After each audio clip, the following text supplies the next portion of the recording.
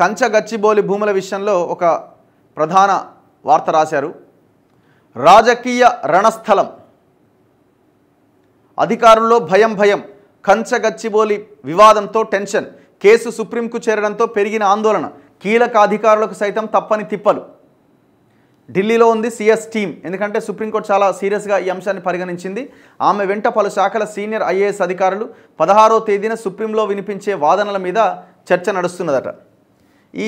అదొక వైపున సుప్రీంకోర్టుది, ఇంకో వైపున మన రాష్ట్రం అంటే ఇప్పుడు రాష్ట్రంలో టోటల్ అన్ని అంశాలు పక్కకు పోయి కేవలం ఈ హైదరాబాద్ సెంట్రల్ యూనివర్సిటీ భూముల మీదనే వ్యవహారం నడుస్తున్నది.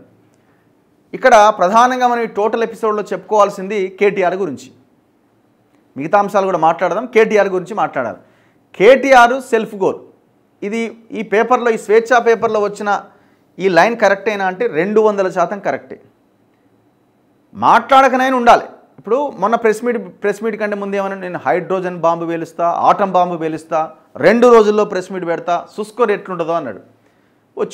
వచ్చి లైవ్ స్టార్ట్ అయింది. ఏం చెప్తాడో ఈయన అని అందరూ టీవీల ముందు కూర్చున్నారు, ఏం బాంబు పేలుస్తాడు అని. ఆయన బాంబు ఏం లేదు, అన్ని పబ్లిక్ డొమైన్లో ఉన్న పత్రాలన్నీ తీసుకొచ్చి ప్రజల ముందు ప్రొజెక్ట్ చేస్తున్నాడు. 75 కోట్లకి ఎట్లా అమ్మిర్రు, ఐసిఐసిఐ బ్యాంక్ దగ్గర అప్పెట్లా తీసుకున్నారు, ఇంకోటి ఏంది ఇంకోటి బీకాన్ అనేటువంటి ఆ ట్రస్టీని ఎట్లా మీరు ఏజెన్సీని డిసైడ్ చేసిర్రు. ఒక బీజేపీ ఎంపీ ఉన్నాడు, మరి ఆ బీజేపీ ఎంపీ ఎవరంటే మళ్ళీ చెప్తా, మళ్ళీ 2 రోజుల తర్వాత చెప్తా. ఇదంతా అఫీషియల్గా సరే ఎంతవరకు ఇది ట్రాన్స్పరెంట్గా జరిగిందనేది ఒక పక్కన పెడితే, ఇదంతా పబ్లిక్ డొమైన్లో ఉన్న సబ్జెక్టే. కంపెనీకి ఇచ్చింది, ఏజెన్సీని పెట్టింది, పబ్లిక్ డొమైన్లో ఉన్నది. 75 కోట్లు పబ్లిక్ డొమైన్లో ఉన్నది. ఐసిఐసిఐకి సంబంధించింది పబ్లిక్ డొమైన్లో ఉన్నది. మళ్ళీ ఇంకా ఇక్కడ ఏమన్నాడు, ఐసిఐసిఐకి సంబంధించి ఐసిఐసిఐ నుంచి అప్పు తెచ్చిరన్నాడు. అప్పు కాదని ఆయనది బాండ్ల రూపంలో మేము తిరిగి తీసుకోవడం బాండ్ల రూపంలో తీసుకోవడం జరిగింది. నిన్న శ్రీధర్ బాబు ఆధారాలతో సహా ప్రెస్ మీట్ పెట్టిండు. అంటే కేటీఆర్ మరి తెలిసి పెట్టిండా, తెలవక పెట్టిండా, అనవసరంగా పార్టీని ఇరికిస్తున్నాడు. ఇప్పుడు మీరు ఏదన్నా ఉంటే పర్ఫెక్ట్గా ప్రజెంట్ చేయాలి. ప్రజెంట్ చేయడం రాదు, వాస్తవాలు తెలియవు, ఏదో ఒకటి మాట్లాడాలా. ఈ ఐడెంటిటీ క్రైసిస్లో ఈ అంశం మీద మనం లబ్ధి పొందాలి అన్న దాంట్లో ఒకటి ఏం చేసిరు, ఏఐ వీడియోలు తయారు చేసిరు. అసలు యాక్చువల్గా ఉన్నటువంటి జెన్యూన్ కాజ్ అది. ఇందిరాగాంధీ హయాంలో 1975లో హైదరాబాద్ సెంట్రల్ యూనివర్సిటీ కోసం ఇచ్చిన భూములవి యూనివర్సిటీకి దక్కాలి. సరే, దాని తర్వాత చంద్రబాబు నాయుడు హయాంలో ఈడ 400 ఎకరాలు ప్రభుత్వానికి ఇచ్చి ఇంకో దగ్గర 390 ఎకరాలేమో మళ్ళీ హెచ్సి తీసుకున్నది మ్యూచువల్ అండర్స్టాండింగ్ కింద. అయినా ప్రభుత్వ భూమి అయినా సరే అక్కడ కొంత చెట్లు పెరిగినాయి, అడవిలాగా తయారైంది, అందులో కొన్ని ప్రాణులు ఉన్నాయి, వాటికి రక్షణ కల్పించాలి. గచ్చిబౌలి లాంటి ప్రాంతం అసలు అక్కడ మొత్తం కాంక్రీట్ జంగిల్ అయిపోయింది, రోడ్లు అయిపోయినాయి, అసలు కనీసం పీల్చడానికి గాలి సరిగ్గా లేదు. దాన్ని ఒక ఎకో పార్క్గా తయారు చేస్తే అద్భుతంగా ఒక మంచి వాతావరణం క్రియేట్ అవుద్దని ఒక చర్చ ఉన్నది. మంచి కాజ్ అది, మంచి ఆలోచన. చాలామంది పర్యావరణవేత్తలు కానీ, ప్రొఫెసర్లు కానీ, మేధావులు కానీ, అక్కడున్న హైదరాబాద్ సెంట్రల్ యూనివర్సిటీ స్టూడెంట్స్ కానీ అదే చెప్పారు. వీళ్ళు ఈ అత్యుత్సాహానికి పోయి కేటీఆర్ బ్యాచ్ అంతా కలిసి అడ్డంగా మరి ఇరుక్కుంటున్నారా కావాలని, లేకపోతే పార్టీని ఇరికిస్తున్నారా? ఉన్న జెన్యూన్ కాజ్ని ఏం చేయాలా, ఆ విద్యార్థులకు సపోర్ట్గా నిలబడి కొంత పోరాడాలి. వీళ్ళు ఏం చేసిరు, ఏనుగులు ఉన్నట్టు, ఏనుగులు పోతున్నట్టు, జేసీబీలు పెట్టంగానే ఇట్లా పక్షులు ఎగురుతున్నట్టు కొన్ని వీడియోలు తయారు చేసిరు. ఇప్పుడు పక్షులు లేవని కాదు, ఇంకేమి లేవని కాదు, అన్నీ ఉన్నాయి అక్కడ, వాస్తవమే అది. మరి ఏనుగులు అయితే లేవు, కానీ ఉన్నది వాస్తవమే. వాటిని ఏఐ వీడియోల ద్వారా, ఏఐ ఫోటోల ద్వారా బయట సమాజానికి చెప్పేసరికి కాంగ్రెస్కి ఒక అడ్వాంటేజ్ దొరికింది. చూసిరా, ఇగో ఇవి ఫోటోలని ఏఐ అని చెప్పారు. చివరి ఇప్పుడు కాంగ్రెస్ వాళ్ళు ఏమంటున్నారు, సుప్రీంకోర్టు కూడా ఏఐ వీడియోల ఆధారంగానే వాళ్ళని కూడా మిస్లీడ్ చేసి కోర్టును కూడా తప్పుదో పట్టించడానికి కూడా మాట్లాడుతున్నారు. ఈ రకంగా వీళ్ళకి ఒక పాయింట్ దొరకడానికి కారణం ఎవరు? కేటీఆర్ కాదా? అందుకే కేసీఆర్ నువ్వు సైలెంట్గా ఉండరా నాయన, పార్టీని ఆగం చేయక అని చెప్పినా కూడా ఇంటలేడట. ఆ కవిత కూడా ఈయన చేసే వ్యవహారం నచ్చక ఆమె దుకాణం ఆమె స్టార్ట్ చేసింది. హరీష్ రావుకు నచ్చక ఆయన సైలెంట్గా, ఆయన వేరే అంశాల మీద మాట్లాడుతున్నాడు. ఇది ఒకటి జరిగిందా? రెండోది ఏం జరిగింది, భూములు మొత్తం తాకట్టు పెట్టిరు, 10,000 కోట్ల అప్పు తెచ్చిరని చెప్పిండు.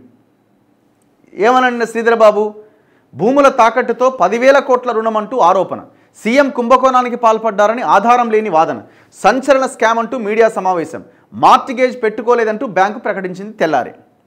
ఇది మార్టిగేజ్ కాదు, ఇది మార్టిగేజ్ పెట్టి అంటే తనఖా పెట్టి డబ్బులు తీసుకోలేదని చెప్పింది. ప్రభుత్వ బ్యాంకు ఖాతాలోకి క్యాష్ డిపాజిట్, కంచగచ్చిబౌలి ల్యాండ్స్ తనఖా పైన బూమరాంగ్, బదనామయ్యారంటూ సొంత పార్టీలో చర్చ. అయిపోయినా ఇరికిస్తేవా పార్టీని? మీరు చూడండి, ఓడిపోయిన దగ్గర నుంచి ఈ 15 నెలల కాలం వరకు ప్రతి సందర్భంలో బీఆర్ఎస్ని నిండా ముంచుతున్నాడు.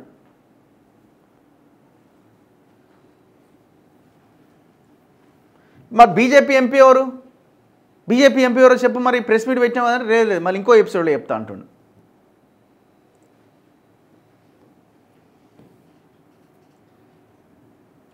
ఇరకాటంలో బీజేపీ, కంచగచ్చిబౌలి భూ వివాదంపైన గుబులు, పర్యావరణ పరిరక్షణపై గంభీర ఉపన్యాసాలు, దామగుండంలో చెట్ల నరికివేతపై స్పందించని వైనం, విమర్శలకు జవాబు చెప్పుకోలేక అయోమయం, బీజేపీ పాలిత రాష్ట్రాల్లో చిక్కులకు అవకాశాలు, హెచ్సియు భూములపైన ఆరోపణలతో పరేషాన్, ఇకపైన ఈ అంశంపై మాట్లాడొద్దు అనే అభిప్రాయం అట. ఇప్పుడు విషయం చెప్పండి, దామగుండంకి కాంగ్రెస్ సపోర్ట్ చేయలేదా?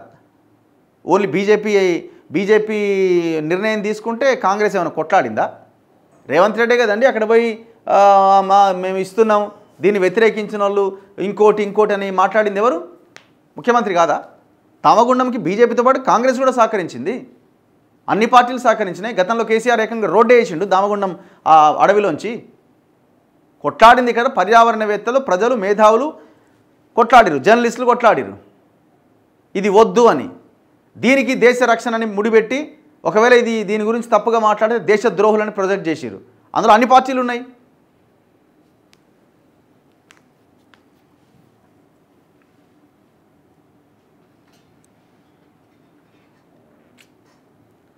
మంత్రుల మౌన రాగం, కంచగచ్చిబౌలి ఇష్యూపై మాట్లాడరెందుకు, గొడవ ముదురుతున్నా స్పందించని అమాత్యులు, ముఖ్యమంత్రికి సంబంధించిన అంశమనే భావన, క్యాబినెట్లో చర్చించలేదు కదా అంటూ దాటవేత, ఒకరిద్దరు తప్ప మిగిలిన వారు కమెంట్స్కు దూరం, కలిసి పనిచేయాలని అధిష్టానం చెప్పినా అదే తీరు. మరి క్యాబినెట్లో ఎందుకు చర్చించలే?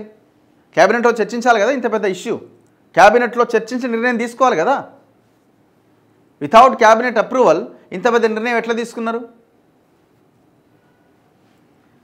ఇప్పుడు ఈ టోటల్ భూమి విషయంలో అనుమానాలు లేవా మీకు అనే క్వశ్చన్ నన్ను అడిగితే 100% అనుమానాలు ఉన్నాయి. ఇప్పుడు ఈ కేసు ఏం కాబోతున్నది? మీనాక్షి నటరాజన్ చెప్పిరట ఇది హెచ్సికి ఇవ్వడమే బెటరు, ఇది సరైనది కాదు అని ఆమె చాలా క్లియర్గా చెప్తే నథింగ్ డూయింగ్. లేదు గవర్నమెంట్ ఆల్రెడీ డెసిషన్ తీసుకున్నది, డెసిషన్ తీసుకున్న తర్వాత వెనక్కి తగ్గేది లేదు అని రేవంత్ రెడ్డి చాలా స్పష్టంగా చెప్తున్నారట. నిన్న నేను శ్రీధర్ బాబు గారిని ఇంటర్వ్యూ చేసి ఒక 4-5 నిమిషాలు గాంధీ భవన్లో, ఆయన కూడా చాలా క్లియర్గా ఏం చెప్తున్నారంటే మీనాక్షి నటరాజన్ అలాంటి సూచన ఏమీ చెయ్యలేదు. ఆయన చెప్తున్నమాట ఇది గవర్నమెంట్ భూమే, మేము వెనక్కి తగ్గము, ఇది కంపెనీలకు ఇచ్చేసినాం, అంటే టీజేఏసీకి ఇచ్చేసినాం, టీజేఏసీ కంపెనీలకు ఇస్తుంది అని చాలా క్లియర్గా కుండబద్దలు కొట్టినట్టు చెప్తున్నారు. ఇప్పుడు సుప్రీంకోర్టు కమిటీ వేసింది. సుప్రీంకోర్టు కమిటీ ఏం చెప్తుంది? టెక్నికల్గా చూద్దాం. టెక్నికల్గా ఆలోచిస్తే ఇప్పుడు ఇందిరాగాంధీ భూములు హెచ్సియుకి ఇచ్చింది, అవి హెచ్సియు భూములు అనేది ఒక లైన్ ఉన్నది. కానీ సుప్రీంకోర్టుకి ఏం కావాలా? సాక్ష్యం కావాలా, టెక్నికల్ అంశాలు కావాలి. టెక్నికల్ అంశాల్లో భాగంగా సుప్రీంకోర్టు ఏమని తెలుస్తుంది కమిటీ? ఇది గవర్నమెంట్ భూమా, హైదరాబాద్ సెంట్రల్ యూనివర్సిటీ భూమియా అంటే టెక్నికల్గా ప్రభుత్వ భూమి అనే వస్తుంది. టెక్నికల్గా గవర్నమెంట్ ల్యాండ్ అనేది వెళ్తుంది. ఎట్లా? ఇందిరాగాంధీ హెచ్సియుకి ఇచ్చింది, హెచ్సియు అధికారులు దాని టైటిల్ క్లియర్ చేసుకోవడంలో ఫెయిల్ అయిపోయారు. దాని తర్వాత చంద్రబాబు నాయుడు 2003లో ఎలక్షన్ల కోసం వాడు బిల్లిరావు అనేటోనికి ఈడ 400 ఎకరాలు ఇచ్చేసి ఇంకో దగ్గర హెచ్సియుకి మామిడిపల్లిలో సంథింగ్ ప్లేస్లో 390 ఎకరాలు దీనికి సమానంగా అక్కడ భూమి ఇచ్చిండు. ఇది ఇప్పుడు గవర్నమెంట్ ఖాతాలోకి వెళ్ళిపోయింది. సుప్రీంకోర్టులో దాని తర్వాత 2004లో రాజశేఖర రెడ్డి వచ్చిన తర్వాత రాజశేఖర రెడ్డి రద్దు చేసిండు చంద్రబాబు నాయుడు ఇచ్చినటువంటి ఆర్డర్ని, ఈ భూములు ప్రభుత్వానివే అని. వాడు ఐఎంజీ బిల్లిరావు అనేటోడు కోర్టుకు పోయిండు. 18 సంవత్సరాల తర్వాత సుప్రీంకోర్టు ఏమని తీర్పు చెప్పింది? రాష్ట్ర ప్రభుత్వం వర్సెస్ బిల్లిరావుగా ఆర్గ్యుమెంట్ జరిగినప్పుడు ఇది రాష్ట్ర ప్రభుత్వానికి చెందిన భూములని సుప్రీంకోర్టు తేల్చేసింది. ఎక్కడా కూడా హెచ్సియు అందులో ఇంప్లీడ్ అవ్వలే. ఇప్పుడు టెక్నికల్గా ఎవరిది భూమి అని తేలుతుంది? రాష్ట్ర ప్రభుత్వ భూమి అనేది తేలుతుంది. కానీ ఇక్కడ మనం ఆలోచించాల్సింది మోరల్గా ఇది హైదరాబాద్ సెంట్రల్ యూనివర్సిటీకి సంబంధించిన భూమి. సరే, ఇది హైదరాబాద్ సెంట్రల్ యూనివర్సిటీ అయినా లేకపోతే రాష్ట్ర ప్రభుత్వ భూమి అయినా అల్టిమేట్గా అక్కడ ఒక ఎకో సిస్టమ్ని బిల్డ్ చేయాల్సిన అవసరం ఉంది. అక్కడ అడవి లాంటి వాతావరణం పరిస్థితులు ఉన్నాయి. మరి దాన్ని ఎట్లా నరికేస్తారు మీరు? ఇది అన్యాయం కదా. అక్కడికైనా కట్టుబడి ఉండాలి కదా. కానీ రాష్ట్ర ప్రభుత్వం ముఖ్యమంత్రి ఒకరిద్దరు మంత్రులు ముందుకెళ్లాలనే ఆలోచనతోనే ఉన్నారు. దాన్ని ఆపడానికైతే అవకాశాలు కనబడట్లేదు. మరి ఏ దిశగా ముందుకెళ్తుంది, సుప్రీంకోర్టు ఏం తెలుస్తుందన్నది చూడాలి.